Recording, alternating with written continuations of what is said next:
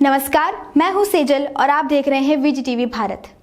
हमने अक्सर बॉलीवुड फिल्मों में बड़े बड़े सीरियल किलर्स की कहानियां देखी हैं, उपन्यास में सीरियल किलर्स के कारनामे पढ़े हैं, पर आज हम आपको बताएंगे असल जिंदगी के सीरियल किलर्स के बारे में। भारत में ऐसे कई बेरहम हत्यारे हुए हैं जिन्होंने अपने पागलपन के चलते अलग अलग दशकों में आतंक फैलाए रखा था।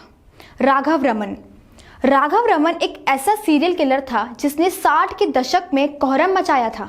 रमन एक स्किज़ोफ्रेनिया सीरियल किलर था जो खास तौर पर गरीब, फुटपाथ पर रहने वालों को अपना निशाना बनाता था।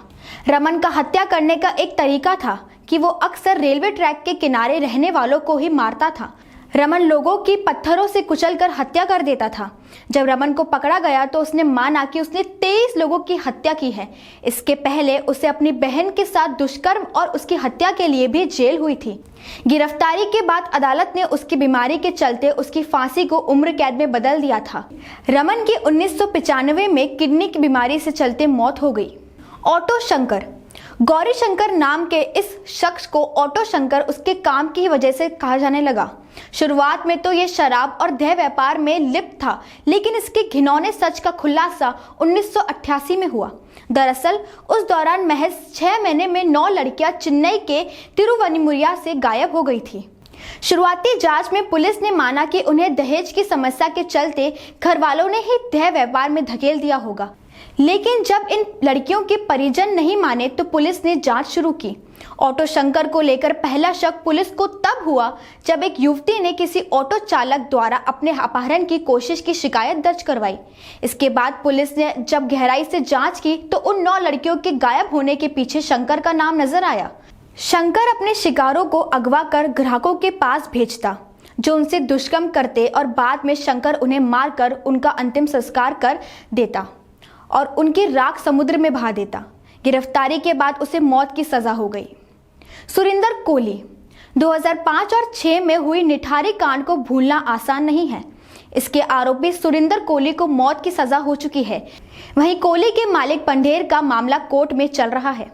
कोली पर 16 हत्याओं का आरोप है, लेकिन इनमें से केवल 4 मामले को सुलझाया जा सका है। उस समय बेहद चर्चा में रहे इस मामले का खुलासा तब हुआ जब कुछ स्थानीय लोगों ने इलाके से गायब हो रहे बच्चों के पीछे निठारी के D5 में काम करने वाले सुरिंदर कोली का हाथ हो सकता है। उन्होंने पूर्व रेसिडेंट वेलफेयर एसोसिएशन के SSC मिश्रा की मदद ली। इन लोगों ने उस घर के नाले की जांच की और इस दौरान एक व्यक्ति ने दावा किया कि उसने एक बच्चे का गला हुआ हाथ देखा। इसके बाद इन्हें पुलिस ने गिरफ्तार कर लिया था। चार्ल्स शोबराज, वियतनामी मां और सिंधी पिता की संतान चार्ल्स शोबराज अपने समय का सबसे शातिर अपराधी था। उसे बिकनी किलर के नाम से भी जाना जाता था। शोबराज काफी शिष्ट अपराधी था, जिसके चलते 12 से 24 वर्ष के बीच की विदेशी युवतियां आसानी से उसके जाल में फंस जाती थी। इसके बाद शोबराज उन्हें नशे की लत डालकर उनकी हत्या कर देता था। शोबराज पर 12 हत्याओं का आरोप लगा और 1976 से 97 तक भारत की जेलों में बंद रहा। 2010 में नेपाल में उसे गिरफ्तार कर लिया गया और वहां की अदालत ने उसे उम्र कैद की सजा सुनाई। साइनाइड मोहन, इन सभी सीरियल किलर्स में सबसे खतरनाक नाम साइनाइड मोहन का है। मोहन कुमार उर्फ आनंद कुलाल एक प्राइमरी स्कूल टीचर था, लेकिन उस पर 5 साल में 20 लड़कियों की हत्या करने का आरोप है। मोहन उन लड़कियों को निशाना बनाता था जिनकी दहेज ना दे पाने की वजह से शादी नहीं हो पा रही थी। वो उन्हें प्रपोज करता, सेक्स करता और फिर शादी के एक दिन पहले उन्हें गर्भ निरोधक गोलियां देता था। असल में ये गोलियां गर्भ निरोधक नहीं बल्कि साइनाइड की होती थी।